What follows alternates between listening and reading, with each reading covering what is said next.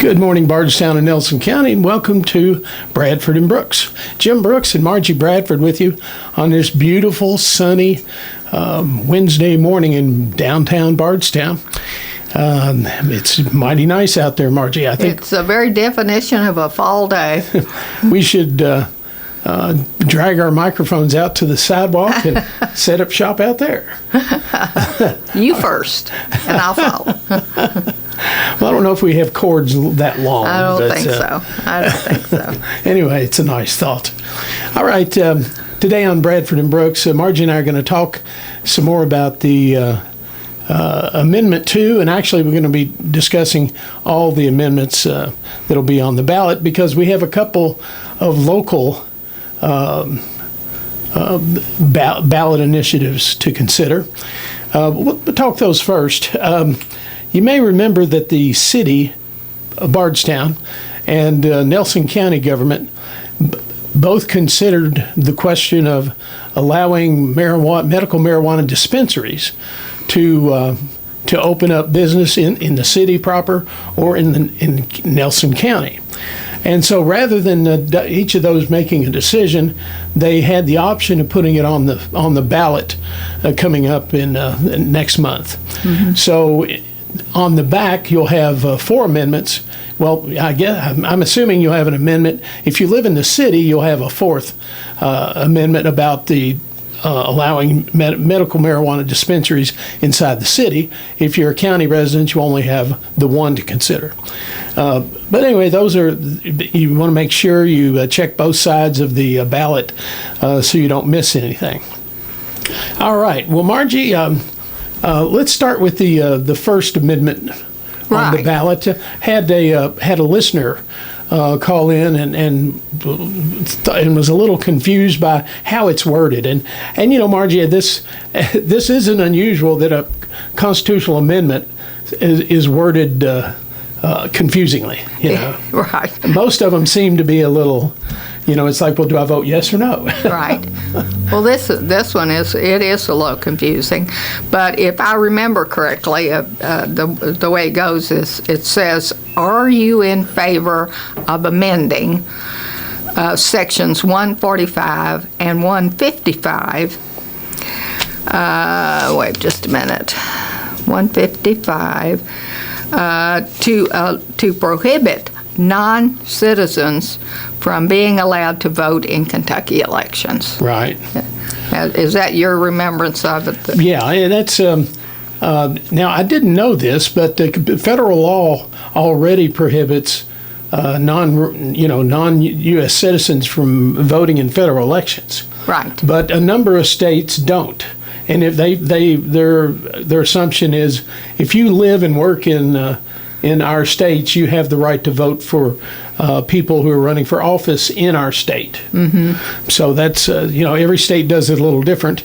But this amendment would prohibit non-residents, non-U.S. citizens from voting in local elections. So, and, you can vote yes or no. But it is, constitutional amendments always seem to be a little confusing to me. Right. But just be aware of that. And you might want to do a little research on what that means. Before the show, I found several websites that kind of give some detail about the impact of what each amendment might mean.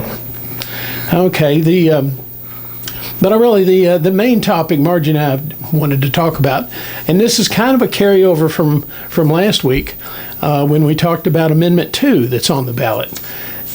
Now, Margie, I'm sure I don't know how much TV you get to watch, but I've seen commercials now for both in favor of Amendment 2 and against Amendment 2.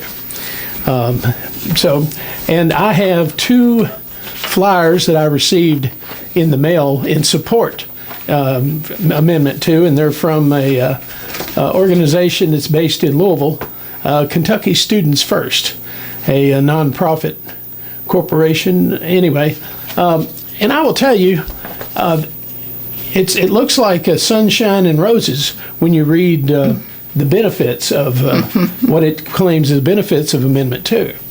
Amendment 2, let's first discuss what that does. Well, yeah. Amendment 2 would, in short, would remove the guardrails that protect public school funding in the state constitution. Right. All right, and then it would allow the General Assembly to allocate public tax dollars that are now going to education to be used for private non-public schools. Right, and there are no stipulations in there at all about it. So you're basically giving the legislature a blank check out of your checkbook and saying you can do with it as you wish, because this does not say what they were going. It doesn't say how they were going to give the money. It doesn't say to whom they're going to give the money. It doesn't put any regulations on the type of schools it would be going to. Mm-hmm. All public schools now have strict regulations about what you know, about what students are offered in the way of offerings, about the rules and regulations that they have to adhere to, about the numbers of students they have to educate, or anything. So you're giving a blank check to the legislature to do as they want to. Right. The amendment just makes it legal for the General Assembly to write legislation to enable. It's probably will be some sort of voucher system, but it'll be a system that's going to take money away from public schools. Now, on the flyers that I've gotten in favor of it, there are some statements that this organization says that will benefit, Kentuckians, but I'm not sure where they got their information, because the amendment doesn't say anything about it, and the General Assembly has written no enabling legislation. Mm-hmm. And there are things in here about, of course, it's all in trying to get you on board with voting yes on Amendment 2. Let's see, it empowers, we'll go down some of these, empowers parents with the options that give them a say in their children's education. Well, I can see that it gives you another option. Protects, now this one I don't understand. It protects public school funding. My impression was that's where the money comes from, right. Taxpayer money. Right. Well, our schools are funded in two different ways. Right. One is from local taxes. Right.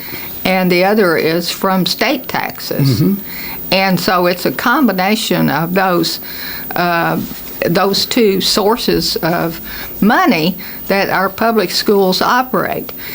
If the pool of money at the state level is reduced because it's going to some private school, then that's less money that will be going to that local school district. Right. If that local school district wants to keep up the same level of service offer and offer the same opportunities that it did before that law passed, then they would have to make up money at the local level. So I see, as a former local school board member, I see that this means that it's going to mean that local school districts are going to have raised local taxes more than they are now. Mm-hmm. Because right now they're, do the compensating rate and, that type of thing. There are ways you can do to get less from the local tax base. Right. But that money, either they're going to have to cut services or quality of services, or they are going to have to raise more money at the local school level, right. Which means higher taxes for local people. Right. And somebody pointed this out, that the and of course the money is talking about alternative education schools, like private and parochial schools. I saw a statistic that 53% of non-public schools in Kentucky are located in 3 counties. Yes. Jefferson, Fayette, and Kenton County. Right. And remember, we got 120 counties. Right, and 170 school districts, something like that. Yeah, because you got some independent school districts like Bardstown. Right, right. So school choice depends on actually where you live, because if you don't live, if you live in a small county or a county that has no other education system, school choice sounds good, but if you don't have it, of course, now. But of course, there's no enabling legislation. So, we don't know that it would exclude doing homeschooling. There are no guidelines at all. This amendment gives broad new authority to the lawmakers that they don't have now. Right, I mean, right. it virtually just says, open up your pocketbook and let me in there, and so I can use it where I want to use it. And it gives, the basic thing is it's just giving public dollars to private institutions, to private industries. And it's creating a lot of legal exceptions to the law. Right. In the, for example, to take our Constitution, the Kentucky Constitution, if this passes, this violates about 7 articles of the Constitution. Article 59 prohibits the legislature from passing laws targeting specific areas of the state, which it would with if they just limited it to Jefferson County, which some of them are saying, or if it eliminates those school districts who have no private schools. Right. Article 60 prohibits the legislature from indirect enactment of laws targeting specific areas of the state. So you got that, the specific areas. So it requires that taxes can only be collected, that's 171, requires that taxes can only be collected for public purposes. Article 183 requires that taxes can only be collected for public purposes. 184 says common school fund prohibits taxation for funding of non-public schools specifically. Right. And 186 says education funding exclusively to maintain public schools. So, I mean, we are violating all other kinds of places in the Constitution by passing this. Right. Now, Margie, and I think our guest last week, Roger Markham, former Marion County School Superintendent, in your opinion, of course, your experience, are schools adequately funded with state funding right now? I mean, they're not flush with cash, I know that. No. I go back a long way, okay? Right. So I was on the school board, in 1990 when the legislature reformed education. Right. And they did, I mean, we're not going to go through all of the things that they did. But the reason that legislation was introduced and passed was because the state legislature lost a lawsuit.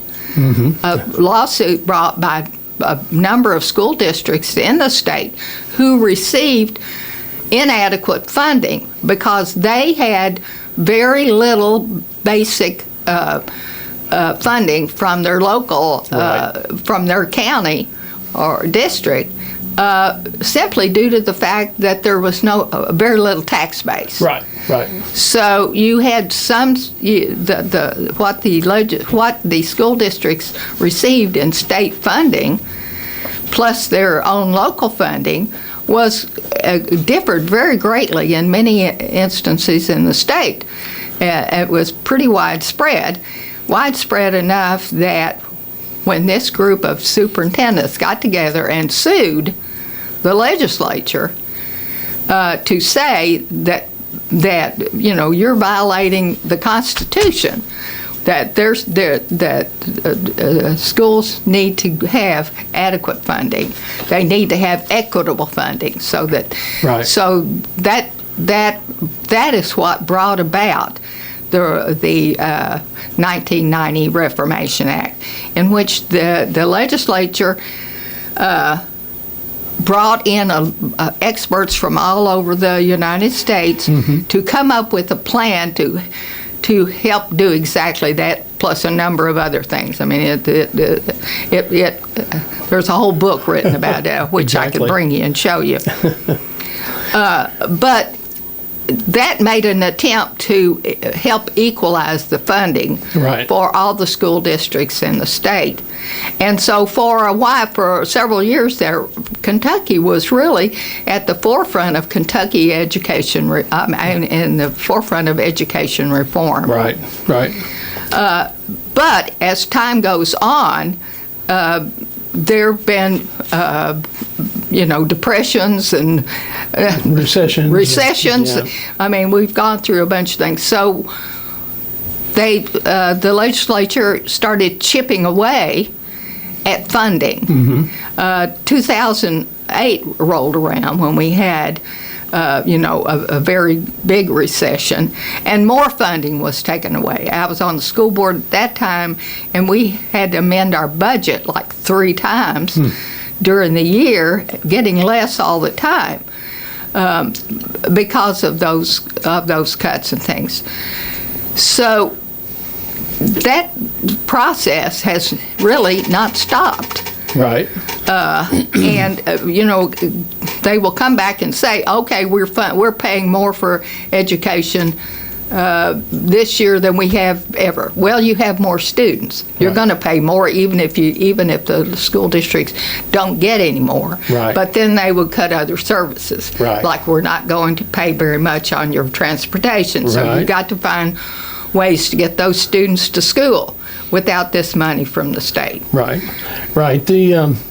And I think most superintendents would agree that if they had charts of local funding versus state funding, before 2008, there was more state funding than local funding, and that's reversed now. Right. Because now they depend on more about the local taxation. Right, exactly. And of course, the SEEK funding is a very complicated formula that I don't understand, and that only somebody who really deals with it all understands. But that's supposed to try to help equalize that funding from the state level, so that the students in this district, which has very few resources, including no private schools, unless it's a little church school that started in some church. Right.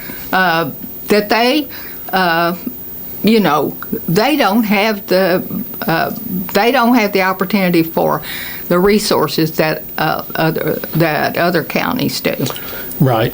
Now, and you mentioned that rural counties that don't have that have no alternatives. The expectation, and I think this bears out in other states that have voucher programs for school choice, the beneficiaries of these programs tend to be folks with families with more money, and in many cases they're already sending their kids to private schools. That's what has happened in these other states who have adopted this. There are a number of things to be learned, and one is that the fact is that it's going to consume a lot more dollars than the states ever think they will, because they will increase every year. And the major users of it are the people who either already have their children in private schools or were planning to put them in there and have the money for that. Right. Well, and Margie, before we take a break, I just wanted to say, now I am a Republican, but I am very wary of giving the General Assembly the power to write enabling legislation that can, drastically affect public school funding. And maybe it's just my suspicions, but when you have supermajorities in both the houses of the state legislature, I'm not real comfortable with that legislative body just kind of writing its own legislation that will benefit. And of course, just wait for the lobbyists to show up. Well, that's the reason we're having this anyway, is right. because of lobbyists. And Right. and Jim, talking about as a Republican, I think this stance is a conservative stance to stop public money going to private institutions, and particularly when a lot of those private institutions are going to be religious. Right. That you are favoring one religion over another, which is not what we are really being taught is what's good for all of us. Is you don't. I mean, we had people. That's the reason there is a United States, because we had people coming over who didn't want people telling them what religion they should be, or should have to be taught. Right. And one of the flyers that I received in favor of Amendment 2 states that, let's see, where is it here? It'll improve, helps teachers earn more. And then I've got an article here from the Kentucky Center for Economic Policy, and one of their subheads says that states with private school vouchers have lower teacher pay. Yeah. And I kind of think that in many cases, private schools have lower pay than a lot of public schools. And I know that's not universal. No, I can tell you that's true. I can tell you that is true. I know people who have taught in the private school system, and they loved their jobs, but they couldn't afford to stay. Right. I don't know, and like I said about giving the General Assembly carte blanche to make the changes that it sees in the enabling legislation. And of course, this flyer makes everything sound, like I said, sunshine and roses, but there's none of this in that amendment. No. These are all pie in the sky things that they expect will happen. Right. There is nothing in that amendment that puts any, as you said really earlier, no guardrails on there. They can do whatever they want to do, and there are no limits. Well, and I think even worse, now you know me, and I've stated for years that I like divided government. But with supermajorities in the General Assembly right now, it just worries me to, and I'm not. I think the world of our state legislators. It's just that as a body, I think I don't know. I'm just not comfortable with this attack on public education funding. I don't think that public education that schools aren't flush with cash from the state. No, go to a few school board meetings, and you kind of see that you can or talk to the finance directors of school districts, and you'll see the work they have to do to try to keep the funding, where it needs to go in their districts. It's not. I think there's a misconception that a lot of that school districts, superintendents, and the people under them, that this is a kind of a well-financed ivory tower. And I think that you and other people who have served as board members can tell you that there's a lot of moving parts, and nothing happens inexpensively. No, it doesn't, and in fact that is why the Bardstown School Board back in 1985 with our superintendent at that time, came up with the Foundation for Excellence in Public Education, which raises money. There are school teachers. Part of the funding is from school teachers themselves, right, who donate every month to this fund, to people in the community who donate who donate every year to fund projects and studies that we do not get from taxation at the state level or the local level, right, for innovative things to try to try new things to help increase the educational value in the school district. Right. Mark, go ahead. No, I'm just going to say that is one way that this, one local school district has, tried to work on doing it. But you're absolutely right. There has never been complete and total funding of education in Kentucky. We've had to try to supplement it in every way possible. Right. And the Bardstown Foundation, weren't they one of the first districts to? We were the first district in the state. Yeah. Superintendent Robert Smotherman got the idea from a school district in California who had done that, had found it and made their own foundation, and then they used it for innovative projects and ways of trying to come up with new ways of inspiring students and furnishing programs. I mean, that's why Bardstown now has the Strings program. Right. That's why we were able to get started with our 5-year-old early childhood education and then 4-year-old early childhood education. School districts are trying their best to work with what they've got and what they can come up with in order to adequately fund the schools in their district. And they don't need to have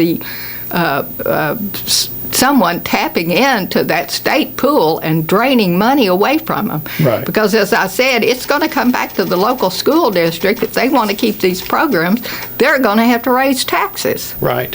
Well, Margie, you mentioned the foundation. It would be, we should have a representative on and kind of list the programs and that the foundation has funded through the years, because it's an incredible list of projects. It's an incredible list. Yeah. It's an incredible list. I donate to the foundation every year, and I know a lot of other people who do exactly the same thing, so that we can increase the educational chances for our students to prosper and to go on to for the rest of their lives well equipped to take care of themselves and their family. Right, and a lot of those projects that involve students, they're able to do things that in a normal public school would not be able to afford. Absolutely right, and I will do my best to. We have had the program director on one time before, but I'll certainly see what I can do about getting her to come on again. All right, Margie, we need to take a commercial break. You're listening to Bradford and Brooks, and Margie and I are talking about Amendment Number 2. Depending on what commercial you see on TV, it's the best thing since sliced bread for education, or maybe not so much if you see the commercials against it. All right, we'll be back in just a minute. Stay tuned. All right, welcome back to Bradford and Brooks. Got about 15 minutes in today's program with me and Margie. And stay tuned to WBRT for the best in state and local news at the top of the hour. Well, Margie, there's the Kentucky Center for Public Policy had a excellent article, and actually this was one that was written by a couple of folks who are from Arizona, which is a voucher state, right, and the other one from Florida, right, and in both states. They warn that whatever happens with Amendment 2, if it is approved, you can expect the same thing to happen here that happened in both Florida and Arizona, and that is that once they have the voucher public fund vouchers available, they will be expanded, Right. and the price will go up. And they said their belief is that those who are behind the voucher lobbyists are their eventual goal is to dismantle public schools.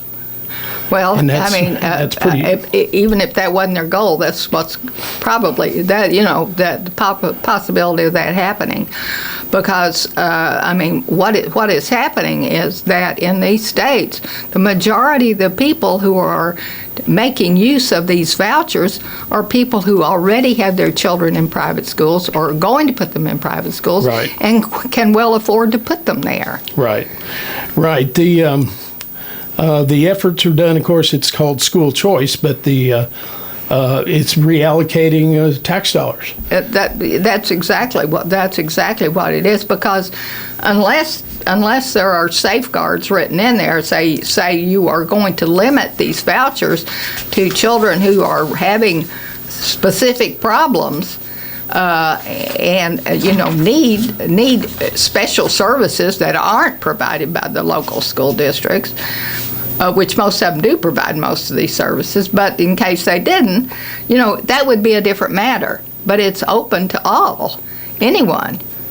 And the people that are in the states where it's passed disproportionately have been people who were already, as I said, either already sending them or were able to send them. They're not in need.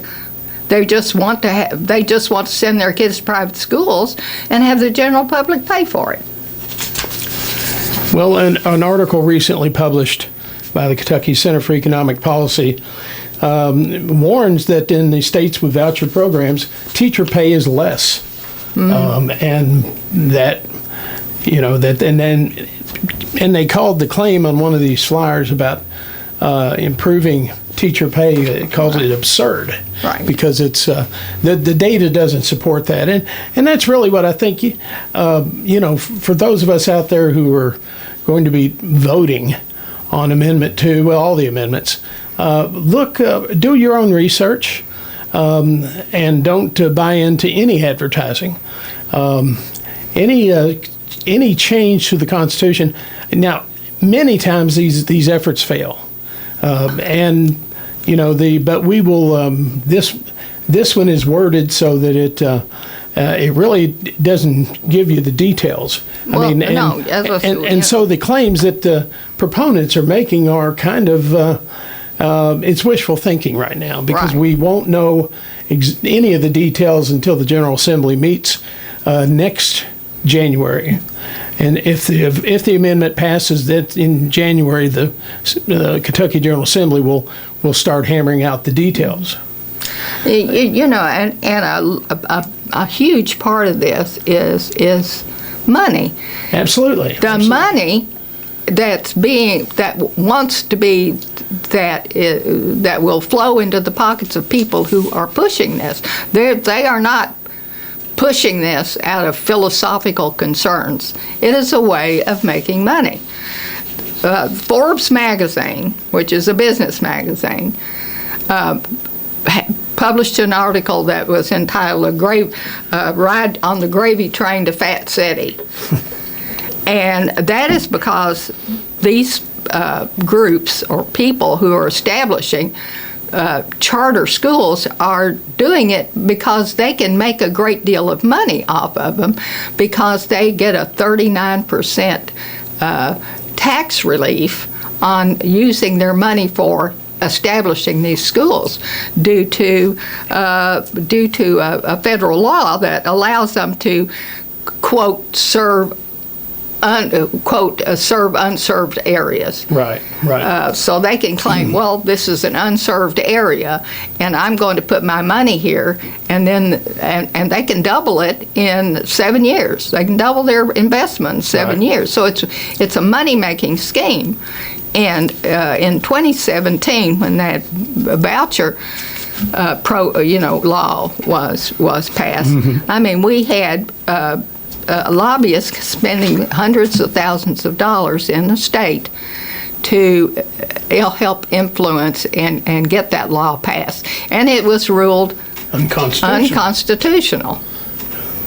Well, one of the things I read about, changing the Constitution to allow siphoning off public tax dollars for education, for non-public education, is that if the state provided adequate funding to all the public schools, it would kind of raise all boats.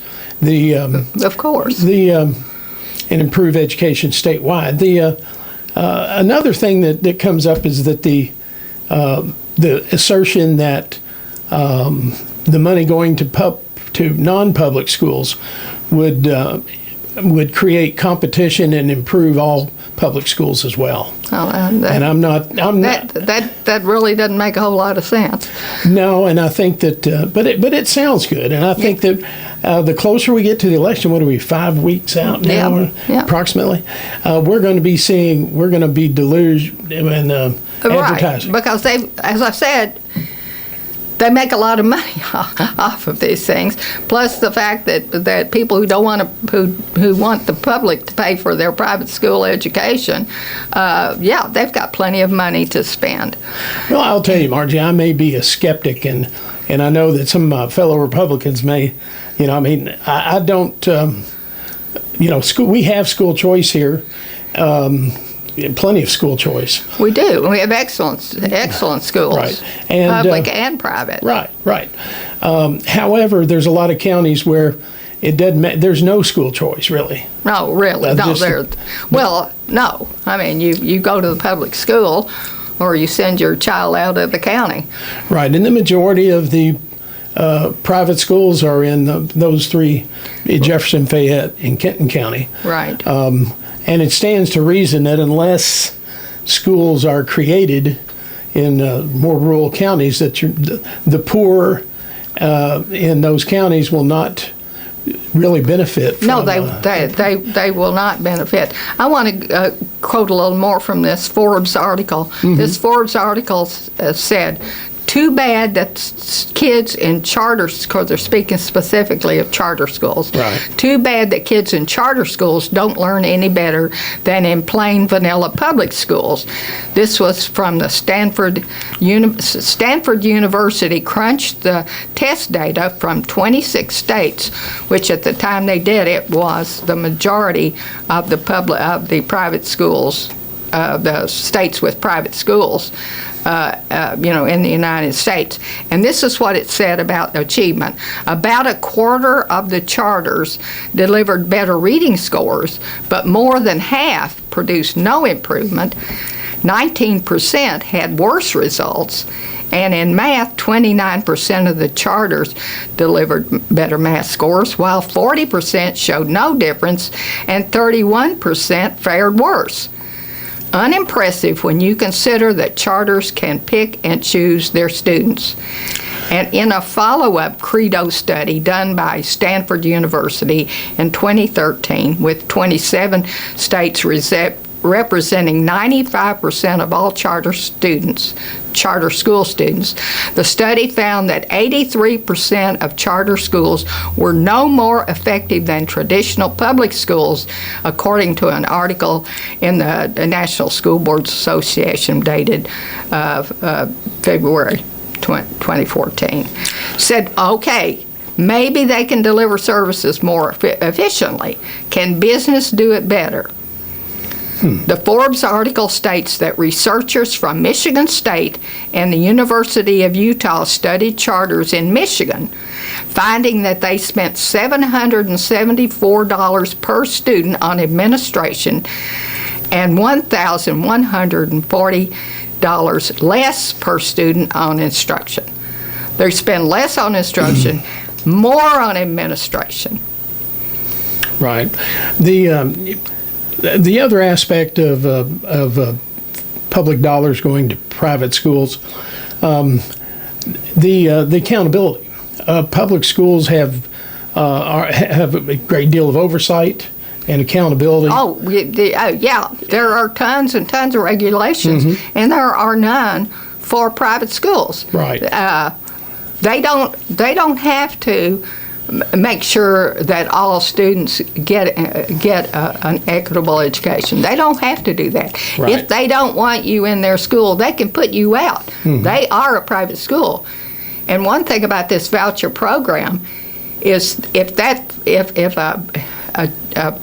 child is sent to using that voucher program and to a private school, and they are not a good fit, or there's some sort of issue or whatever, if they don't like the way you look, I guess, they can pitch you out of that school, but that voucher, that money, stays with that school. So Right. they can take you, but they don't have to keep you. And they don't have to take you. I mean, they may take you, but they don't have to, and they don't have to keep you. And of course now the enabling legislation is going to really tell the tale, but it's not expected that private schools will be required to provide the same services that public schools do. Well, there's no law saying that they have to. Right. And that would include special education. That would include special education. And which is expensive. But public schools, that's part of their charter. Right, absolutely. We have to, public schools are obligated to teach every student, Right. no matter how difficult it may be. Well, Margie, just the 90% of kids in Kentucky go to public school. Right. And I think we need, I would advise anybody who's thinking to, yes, do your research and see what you think. The data doesn't look, the experience in other states is, it's cautionary. And you're not helping the students you think you're helping. Right.